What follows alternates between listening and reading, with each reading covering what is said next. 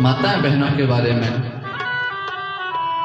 और नित्य भी बताते हैं प्यारी बहनें, आप लोगों का चरित्र ही आप लोगों का गहना है। अगर आप अपना चरित्र देखें ना तो महाराज अपने ऊपर ध्यान रखें, अपना चरित्र देखें तो आप बहुत महान रहेंगे। अगर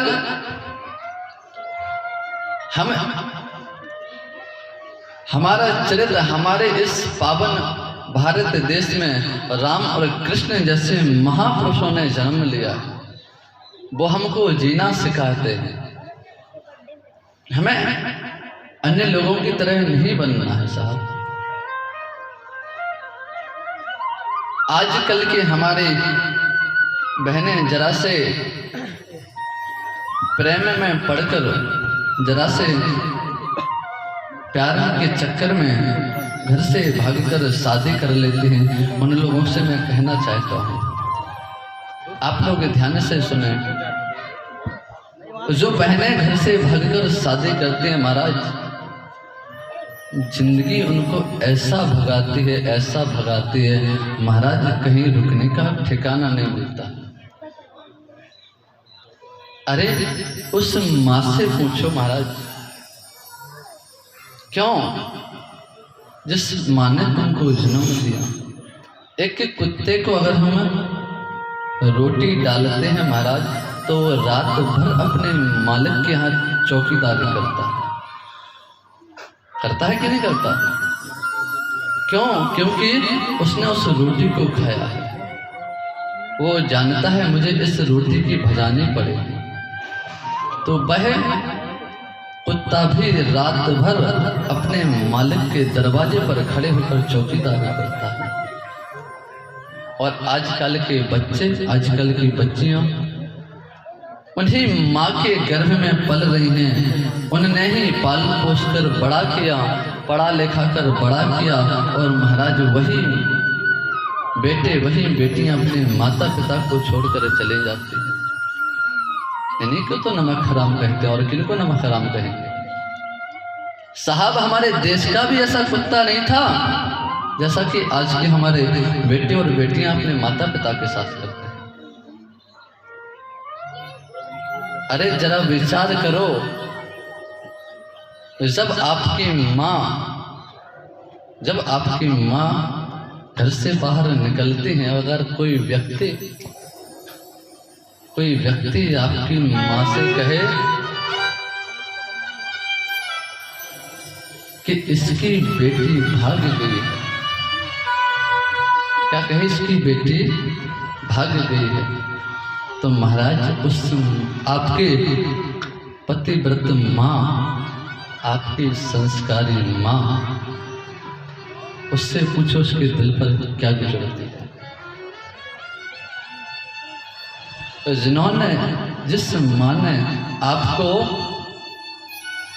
छोटे से पाला पोसा महाराज, स्वयं वो माँ गीले बिस्तर में सोरी पर आपको सूखे बिस्तरों में सुलाया। उसने अपना पेट नहीं भरा, आपका पेट भरा।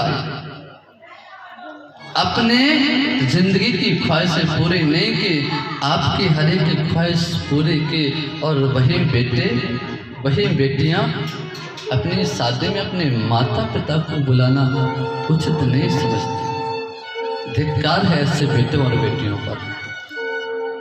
उससे माँ से कभी पूछा, कभी भले आपके पिता के जेब में 1 रुपया भी ना हो साहब, लेकिन कभी भी अगर आपने अपने पिता से कहा पापा मुझको ये चीज़ चाहिए, तो क्या कभी उसके मुंह से मना सुनी आपने? भले उसके जेब में 1 रुपया भी नहीं है, लेकिन अगर आपने कह दिया तो कभी आपके पिता ने मना नहीं किया। क्यों? क्योंकि वो एक पिता है और आपके जीवन के बहुत सपने सोचे हैं। हमारा बेटा बड़ा होकर हमको सुख देता, और बस आज आपकी एक जरा सी गलती के कारण आपके माता पिता को ये शब्द सुनने पड़ते हैं। उस माँ के दिल से पूछा, क्या साहब उससे पिता से पूछा है क्या? प्यारी बहन, प्यारे भाई, सब कुछ कर लेना पर अपने माता पिता के बिना अनुमति के विवाह मत करना। ठीक है, करना अच्छी बात है, लेकिन माता पिता की सलाह लेकर। क्यों? क्योंकि जितना कष्ट आपकी माता और पिता को होता है महाराज, जिंदगी भर सदमे में चले जाते हैं, जिंदगी भर सोचते हैं आपके बारे में। क्या यही दिन दिखाने के लिए मैंने अपने संतान को बड़ा किया? यही दिन देखने के लिए? अगर आप अपने शरीर को ढक कर चलेंगे महाराज, किसी की औकात नहीं है कि आपके शरीर पर गलत नजर डाल दे। अरे सुषमा स्वराज का नाम तो आप लोगों ने सुना ही होगा, विदेश मंत्री थी।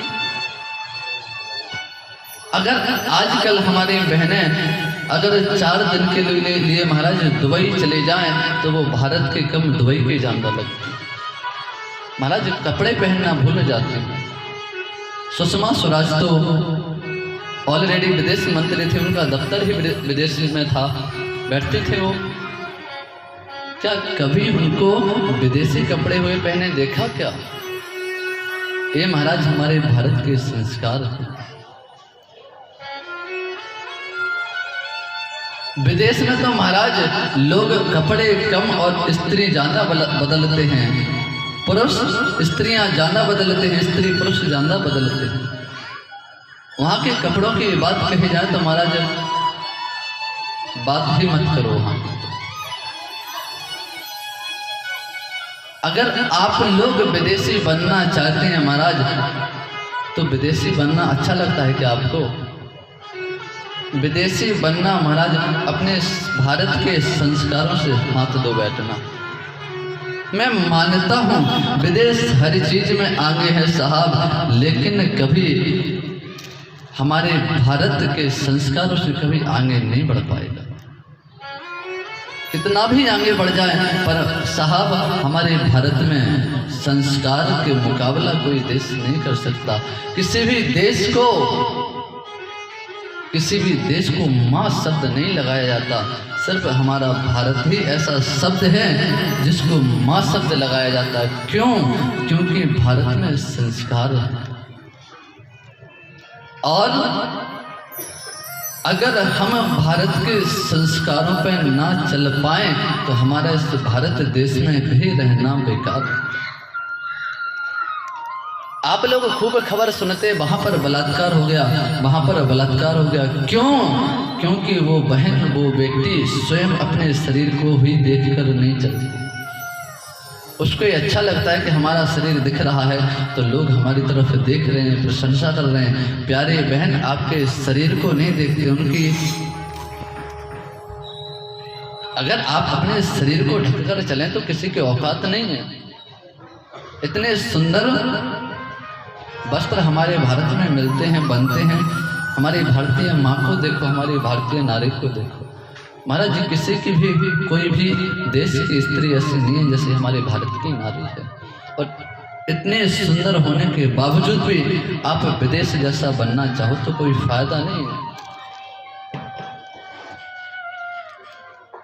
तो आप लोगों से विनम्र निवेदन यही है, और हम नित्य प्रति रोकते हैं कि अपने महाराज आजकल की मूवियाँ इतनी बेकार बन चुकी हैं। बताते हैं कि एक बेटी और पिता साथ में बैठकर मूवी को देख नहीं सकता है, इसके बावजूद भी हमारे यहाँ पर जो विराजमान माताजी और पिताजी हैं, जिनके भी अपने बच्चों को मूवी देखने से मना भी नहीं करते, बोलते हैं।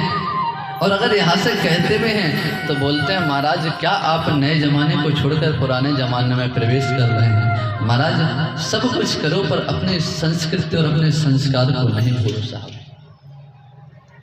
क्यों? क्योंकि हमारी संस्कृति और संस्कार ही हमारा व्यवहार, हमारा चरित्र। पैसा तो एक वैश्या भी कमा लेती हैं महाराज, संस्कार कमाओ, नाम कमाओ। हर व्यक्ति नाम नहीं कमा पाता, संस्कार नहीं कमा पाता है। इसलिए मेरा व्यासपीठ से निवेदन है कि जितने भी माताएं बहनें आज की कथा को श्रवण किया है तो वो आज से न किसी धर्म को बढ़ावा दें, न किसी मूवी को देखने भेजें, बच्चों को रामायण और गीता का अध्ययन कराएं, जिससे आपके बच्चों को संस्कार मिले, आपके बच्चे आगे बढ़ें। भागवत कथा, रामायण कथा हमको यही सिखाती है कि हमें अपने बच्चों के संस्कार सुधारना चाहिए। हमारे बच्चे कैसे आगे बढ़ें और किस प्रकार प्रगति करेंगे वो हमें भागवत और राम कथा सिखाती है। यही नित्य कहते हैं आप लोगों से कि अपने बच्चों को जरूर सत्संग में लेकर आओ, एक दिन की कथा अवश्य सुनाओ। कभी अपने बच्चों से पूछा है, वह जब लड़का आपका देर रात से घर आता है, कभी उससे पूछा है क्या कि बेटा आज रात्रि में इतनी देर क्यों आए? कभी अपने बच्चे के जेब में हाथ डाला है, बच्चा सुधर रहा है बिगड़ रहा है? दोस्त यारी में बैठा है, कभी उसको डांटा है, कभी उसको चेक किया? नहीं। अगर आप अपने बच्चों पर अपने सामने देखते हुए ध्यान नहीं देंगे साहब, ऐसे ही बच्चे बिगड़ जाते हैं। तो मेरा विनम्र निवेदन है कि अपने बच्चों को भागवत और राम कथा जरूर सुनाएं और राम कथा रामायण जरूर पढ़ाएं, जिससे आपके बच्चे संस्कारवान बने और आपका नाम रोशन करें।